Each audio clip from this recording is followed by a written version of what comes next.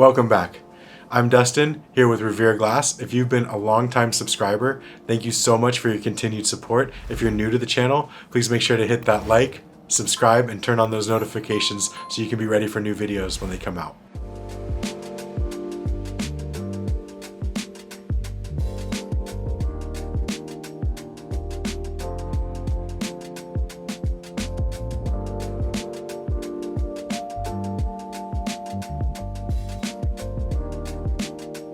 This week, I did something very special for you guys. I used an actual rock from outer space, a Moldavite, and I attached that Moldavite to glass hot.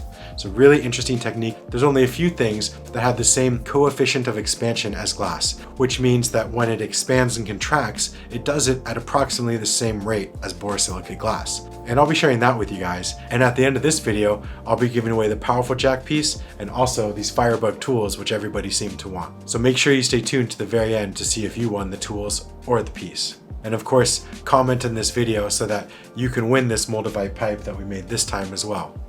Here's the pipe so you guys can check it out. And then we'll also show you the process in just a second. I want to thank our sponsor, Mountain Glass Arts. They've been a longtime supporter of the industry. They provide such a wonderful resource to anybody in the world who's starting to blow glass. And if you say that you saw this in a video, they'll even give you a little discount. For those of you guys that are interested in going deeper into the techniques of blowing glass, please check out revereglass.com. I've built an online school and community for people all over the world to share techniques and for me to work more closely with you individually so that you can get better with glass and I can be there along your journey with the material. We have a lot of exciting things on the online school, like mentorships and online workshops, and even a community forum. So you guys can check out the resources, sign up for a workshop, have interaction with master glass blowers from anywhere in the world. Thank you guys so much for checking it out and trying out that free trial. You can cancel at any time. So thank you guys so much for watching the whole thing, and we'll see you at the end.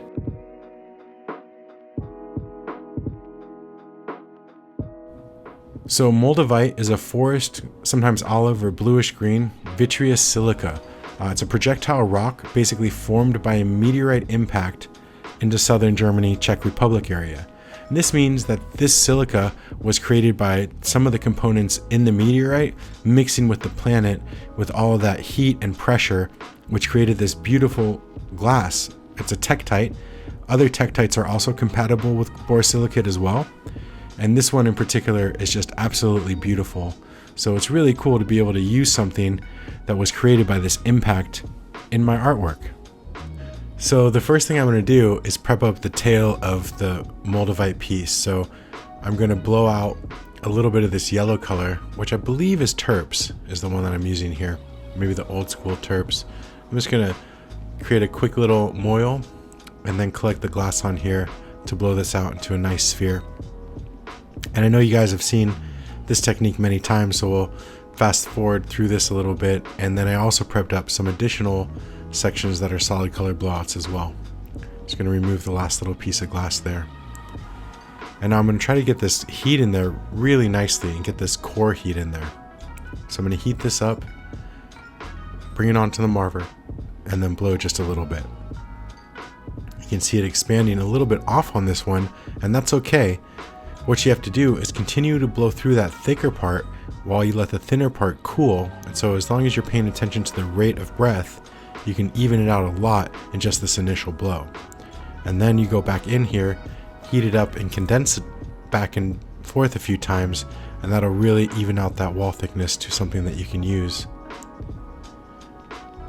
So I'm going to heat this up and then get it all nice and centered and even wall thickness, and pick out the tip with my 7mm punty, and that way it gives me a nice place and hole to put my 12mm blow tube. So I have my blow tube all prepped. I'll connect it here at the beginning and then heat up the blow tube, the metal blow tube, to get that off the metal blow tube as soon as possible, because that could cause a lot of cracking, because glass and the metal are definitely not compatible like the Moldavite and the glass. So heat this up, and I'm going to put this in the Nicola to keep it warm. So I'll push that down and then put that over my Bunsen, and that's keeping my piece nice and warm while I do another blowout, and then that'll be ready to connect.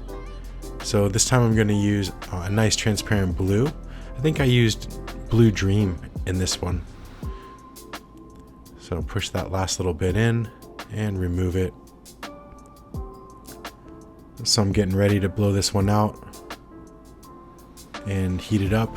Make sure it's all nice and even in the core, and heat and blow. And then you expand your bubble, and you can do the same thing and detach this one from the metal blow tube and attach it to a glass blow tube so that you don't have any cracking issues. Just nice and even. And then I'll open this up from the Naquala and put this one in here to cool it down. So this way I'm avoiding any kiln work. I'm just moving it over to the Naquala, putting it in the Bunsen for a little bit, and then I can put these in the kiln when I'm ready, or put them back into the Naquala and heat them up individually. So now I'm going to create the meteor itself. So for the base color of this, I'm using a color called Hulk, which is a greenish color that uses, it's a CFL color. So under complex fluorescent lights, it's going to be one color, and under daylight, it's going to be another. It changes from purple and green. Then we have LED glass in the back, working on a Sherlock. Alright, I'm going to pop this off. And now I'm going to heat this up and turn it into a sphere. So I'm going to blow one end, expand that a little bit, and then I'm going to attach a blow tube so I have a wider base, and then I can blow out the other side to make a whole sphere. So I'm going to heat this up and remove that blow tube and remove any excess glass that might be there. And I'm going to put this in my knockoff bucket, crack-off bucket, and I was talking with a friend of mine about this bucket, just so you guys know, not the one that's in the shot right now, but where I knocked the glass. That's a bucket that I've had on my bench for over 20 years, so it's a real cool little sentimental item for me. I have some frit here that I've mixed together. It's a combination of Aurora, Blue Exotic, black, and a little bit of white powder, and I'm just trying to create the look of a meteorite. So, you know, because the whole idea behind this piece is that this stuff came from outer space and flew through the atmosphere, and it landed on our planet, and now we get this really cool material. So it's heating this up, but I don't want to melt it in all the way. I want to leave it real rough, like a meteorite, kind of like a rock. So here I have a little section that has a little bit of that transparent blue and some transparent green that's already in calm mode together. And I'm going to open this up and then stick some orange and yellow on here to give the look and feel of the flame, the tail for the meteorite. So I'm going to make these connected from the blue to the orange, and then I'm going to connect the yellow after that. So I'm going to heat this up and remove my blow tube, and then heat up the orange and the blue together and blow them out so they make one nice continual fade in color. And now I'm going to grab my tungsten and pull this orange back over the blue a little bit, just to kind of make it look like there's some movement there. You can heat this up and then just drag that and mess your color up a little bit. You never know what kind of cool results you might get. Alright, I'm going to blow into here.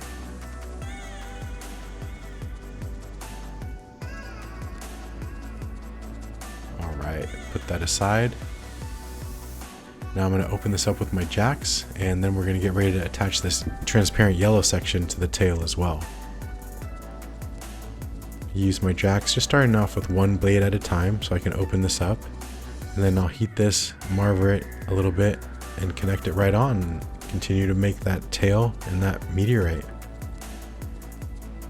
So I'm adjusting my torch with what's called a foot pedal, and that's a pedal with a couple of solenoids in it in my case, and that's controlled in the gas lines, and I can turn on and off the outer flame and the middle flame in my torch with my 2-stage foot pedal. Alright, got this connected now. I'm going to draw some more lines down with my tungsten and drag that glass together. You can see that we've sped this up a little bit for you guys, because we're doing the same thing back and forth, and definitely take some practice to get it, you know, the lines that you want right and as far back as you want, but keep doing it and keep practicing it. You guys can totally achieve this. It's a pretty basic technique, and it's definitely something useful that you might be able to use in your own work sometime. So I'm going to heat this up, and I'm going to start to taper this down into the tail of the meteorite.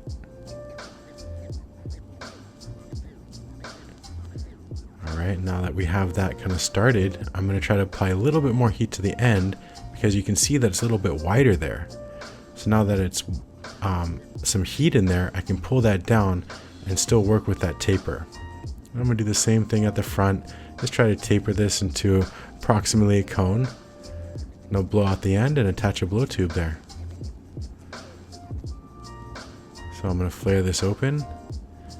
And then once I flare that open, I can attach my 12mm blow tube. And I just flare it open a little bit more than I need. And I can go in and push and pull just a little bit, and that'll definitely make a nice seal. So now I'm going to take off the original blow tube, blow a hole in there, and open that up. So I've applied some heat and blown it out a little bit. Popped a hole, and now I'm going to flare this open so that I can seat the meteorite in there. Alright, so now I'm going to grab my jacks with 2 blades, open that up, and flare it open to approximately the size that will fit the meteorite. So now I have the meteorite, and the back of this is now covered in the frit. So I want to pop a hole in here and then stick this in, and then all of the smoke will travel through the meteorite right down the tail. It should be a really cool little space effect. So I'm going to grab my tweezers and pull this because it's a little bit thick in there, so I can either stick them in and push and pull that out to make it thinner, or I can stretch it apart. So I'm pulling with my tweezers just to try to thin this out and pop a hole in here while trying to protect that rough layer that I've applied with the frit.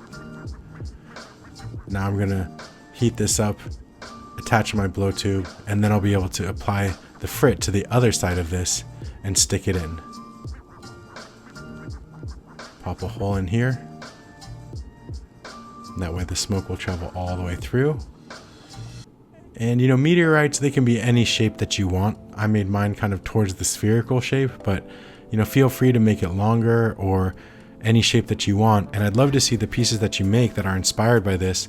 Please feel free to post them on the community, on the torch, or on the forum on the online school called Borrowbabble. So I'm just rolling it a little bit more in the frit. And this is open on this end, so now I'm going to heat up, make sure that it's that's going to fit properly. Yep, looks like it's going to fit. So now I'm going to heat this up and just stick these two together and then work that seal. There we go. Stuck them together. And now you want to make really sure you go in and melt this in properly, because this is definitely not the most desirable way that glass likes to be together, because I'm not able to go on the inside of this seal with my flame and make sure that it's really nice all the way through, so I have to work it from the outside.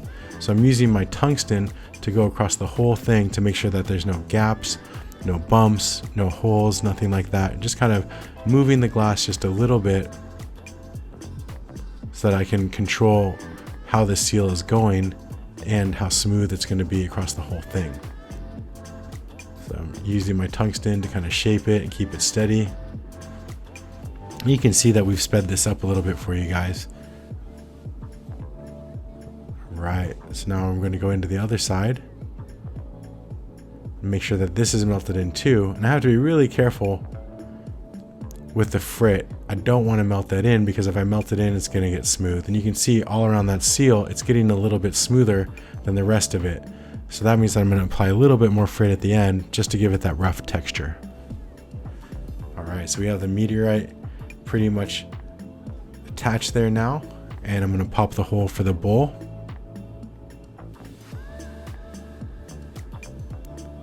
Blow this out.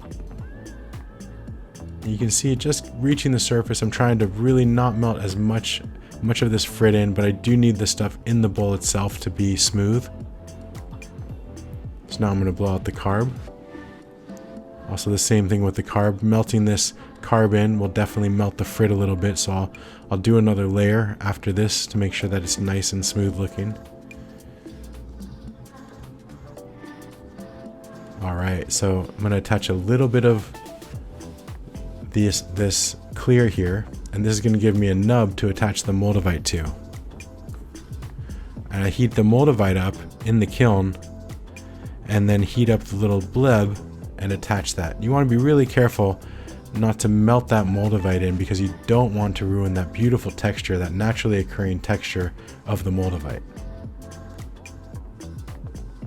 Alright, so now that we have that attached, I'm going to go in with my yellow jacket and heat up that seal just to make sure it's nice and sealed all the way through. Definitely I'm attaching a lot of weird things together in this piece, from that weird seal to the Moldavite. So I want to make sure that each part of it is done as best as I can to avoid any possibility of cracking. So I'm just using the small little Hornet tip here. It's the Hornet 1.3 tip. Really nice little tip. And then I'm adjusting it with the torch itself. All right, and then we have the piece pretty much done. I'm gonna heat this up, grab it with my diamond shears. Be real careful not to knock this on the table. I'll make that a little bit more narrow and then knock this off. And then we have this nice, cool looking meteorite pipe for one of you guys. All right, so now I'm gonna heat up the end here. Just clean up that mouthpiece for you. First, I wanna open it up just a little bit, and then I'll be able to stick my reamer in there to make it nice and even. All right, stretch that out. And I'm gonna stick in my reamer and turn and just expand that hole just a little bit. All right. Cool, you guys can see this beautiful meteorite that came from space, and you can see the nice frit work that makes the meteorite look rough.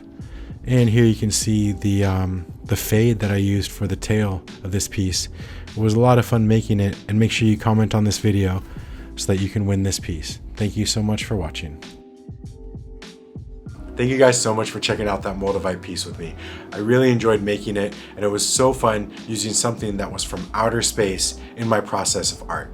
I really enjoyed it. I hope you guys like watching it too. Make sure you comment in this video to win this piece for yourself. I'm happy to send it to you anywhere in the world. So I have some questions that I've been asked in the last few weeks that I wanted to share with you guys so that we can learn together as a community.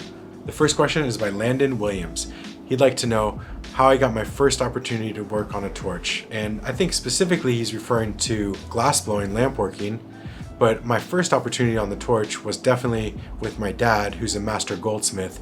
I was doing soldering work and stuff like that when I was probably, I don't know, 3 or 4 years old. I was pretty young. So that was really the first opportunity I worked with a torch. And then when I decided I wanted to blow glass, there was no glass blowers or pipe makers in the country, maybe 10 total or something like that. I started in 1995, and I saw a glass pipe on Dead Tour. It wasn't a Bob Snodgrass pipe, but it was somebody who had made something at a art school called California College of Arts and Crafts. And I saw that pipe, and it inspired me to transition my pottery studio into a glass blowing studio. So really, I set up my first torch beyond the jewelry torch. And sometimes you just have to take it into your own hands. And if you want to see something out in the world and you want to see something created, then you have to do it yourself. So it doesn't matter who's going to give you your first opportunity, because ultimately you will give yourself that opportunity. The next question is by Smilex Glass. He'd like to know how to use the new Lumiere luster. It's a really interesting new product, and it's basically like powdered dichroic glass, or similar to that stuff, but not the same material. It's much cheaper. You can get that from Mountain Glass Arts, by the way. They sent me some recently, and it's really interesting stuff. The way that I used it was I used it a bit like frit. So I put it on the inside of a tube and then sleeved another tube inside of it, all clear, or maybe a color in the background would work as well. And that's the way I would use it, so that you don't get it all over the place or all over your desk or anything like that. It's super interesting stuff. You guys should definitely check it out. The next question is from It's Just Pictures of My Dog, and he'd like to know what the proper size vent hood to use on a GTT Mirage. The way that I designed my vent hood was basically a 3x3 cube that's cut diagonally. And then I put that on the wall, and I have this really nice open space to blow glass in, but it does collect all the fume and anything else coming off the torch. I would recommend 1000 CFMs per station. That's ideal, but you can definitely go down to 800 or something like that. So I think it's more about the collection, which is 3x3, and also the size of the fan. I like to use 10-inch holes for my ducting in glass blowing studios. 8-inch does work, but 10 definitely gives you more volume. If you'd like more information on the vent hoods that I use, feel free to write me a message on the online school using the chat, or put it in the forum on the online school, because I think other people would also be interested in what everybody's designs are for vent hoods. So this week we have 2 giveaways to do. One is for these wonderful tools from Firebug Glassworks, and the other is this collaboration that Powerful Jack and myself made. First, the tools I'm going to be giving away to Thin Aesthetic Glass. Thank you so much for your comment, and I'm super excited to see what you end up doing with glass because you seem like you're on a good path already. And finally, I'm going to give away this piece, the Powerful Jack collab, to 123 XYZ. Thank you so much for your insight onto how glassblowing has evolved. I hope you enjoy the piece. If you'd like to win the Moldavite piece in this video, please comment on the video, make sure you subscribe, like the channel, and turn on those notifications so that you'll know when we put out a new video and you can win a piece in the future as well. Thank you so much for watching. I'll see you in the next one.